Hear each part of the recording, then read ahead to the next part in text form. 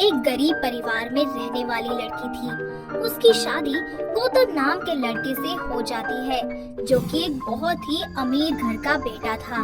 ससुराल में उसकी जेठानी महिमा, जो कि बहुत ही महंगे महंगे कपड़े पहना करती थी और दिल खोलकर पैसे खर्च किया करती थी, तो वहीं दूसरी तरफ मीनू अपने पति का पैसा हमेशा ही बचा कर रखती थी और कंजूसी के कारण अपने लिए सस्ते कपड़े ही खरीदा करती थी। ऐसे ही एक दिन दोनों बाजार जाती है, जहां वो एक दुकान में साड़ियां देखती है। अरे भैया, जरा वो वाली साड़ी दिखाना। हाँ, वो लाल वाली। ये मैडम जी 1200 की साड़ी है। अरे कैसी बातें कर रहे हो भैया, थोड़ी महंगी साड़ी दिखाओ ना, जो खूब टिके। ये सस्ती सी तो 2 दिन में खराब हो जाती है। अरे भैया, एक काम कीजिए, ये साड़ी आप मुझे दे दीजिए। अरे छोटी, तू क्या ये सस्ती सी साड़ी खरीद रही है? रुक, मैं तुझे कोई बढ़िया सी साड़ी दिखवाती हूँ। ये तो साल भर भी न चलेगी, अभी खराब हो जाएगी। अरे नहीं नहीं दीदी, मुझे ये साड़ी बहुत पसंद है। बहन जी, आपकी दीदी बिल्कुल सही कह रही हैं। महंगी साड़ी लीजिए, खूब चलेगी। अरे बस बस भैया, मैं सब कुछ अच्छे से समझती हूँ। आप लोग तो यही चाहते हैं कि हम सारा पैसा बस कपड़ों में बर्बाद कर दें। देख, पैसे की कोई दिक्कत हो तो तुम मुझे बता देना, पर साड़ी एकदम टिकाऊ लेना। अरे दीदी, मैंने कहा ना, ऐसी कोई बात नहीं है। बस ये साड़ी सस्ती है और मेरे पैसे भी बच जाएंगे ना। ठीक है, तेरी मर्जी। भैया, मुझे तो ना 5000 वाली साड़ी दे दो, अच्छे से टिकाऊ। इस तरह वो दोनों अपने लिए साड़ियाँ खरीद लेती हैं।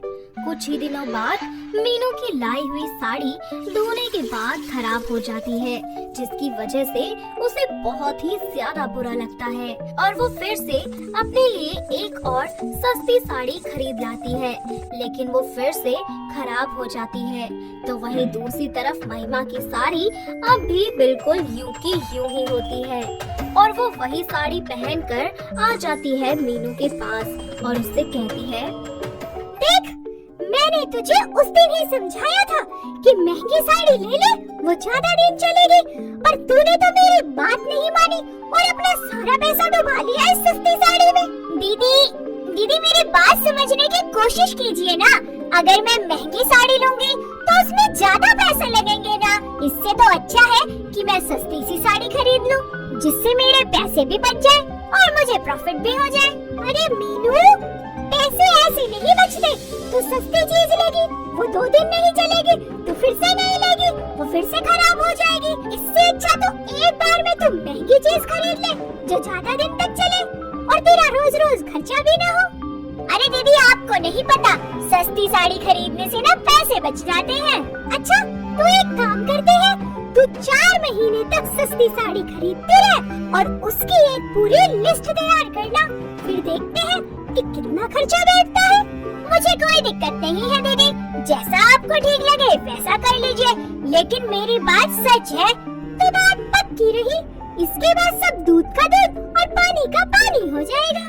इस तरह वो दोनों मिलकर अपने लिए एक एक और साड़ी ले आती है। मीनू अपने लिए एक सस्ती साड़ी लेती है और महिमा अपने लिए महंगी। दोनों साड़ियाँ खरीदने के बाद एक डाटा बनाना शुरू कर देती है। वो रोजाना उस साड़ी को पहनती, लेकिन एक हफ्ते बाद मीनू की साड़ी जो है वो फट जाती है और उसे बाजार से जाकर दोबारा नई साड़ी लानी पड़ती है। तो वहीं दूसरी तरफ महिमा की महंगी साड़ी अभी बहुत ही अच्छे से चलती है और कुछ दिन ऐसे ही बीतते जाते हैं।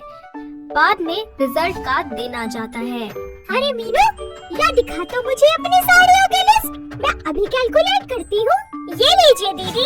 थोड़ी देर तक कैलकुलेशन करने के बाद महिमा को ये पता चलता है कि उसकी साड़ी तो महंगी पड़ गई है और मीनू की 4 सस्ती साड़ियाँ खरीदने के बावजूद भी महिमा की साड़ी महंगी थी।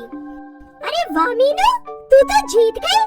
मैंने मान ही लिया कि सस्ती साड़ी में ही बचत है। मैंने तो आपसे पहले ही कहा था और अब देखो, मैं भी वही सस्ती साड़ी पहन रही हूँ। हाँ मीनू, चलो बढ़िया बात है, अब से मैं भी सस्ती साड़ी पहनूंगी। मैं क्यों इतने पैसे बर्बाद करूँ? अरे नहीं नहीं दीदी, आप ऐसा मत करना। क्यों? क्योंकि आपको तो महंगी साड़ी पहनना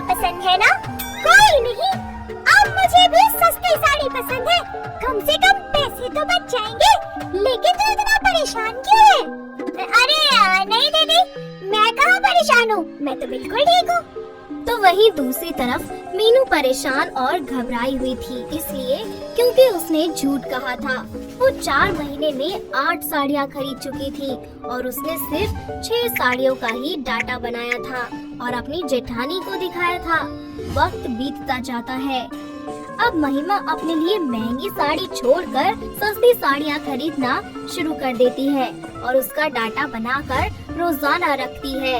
ऐसे ही 4 महीने बीत जाते हैं और उसे पता चलता है कि साड़ियों का बजट बहुत ज्यादा हो गया है और वो तुरंत मीनू के पास जाकर सारी बात बताती है। अरे मीनू, जरा देख तो, मैंने 4 महीने का साड़ियों का डाटा बनाया है, लेकिन मेरी साड़ियाँ तो तेरी साड़ी से महंगी पड़ रही है यार।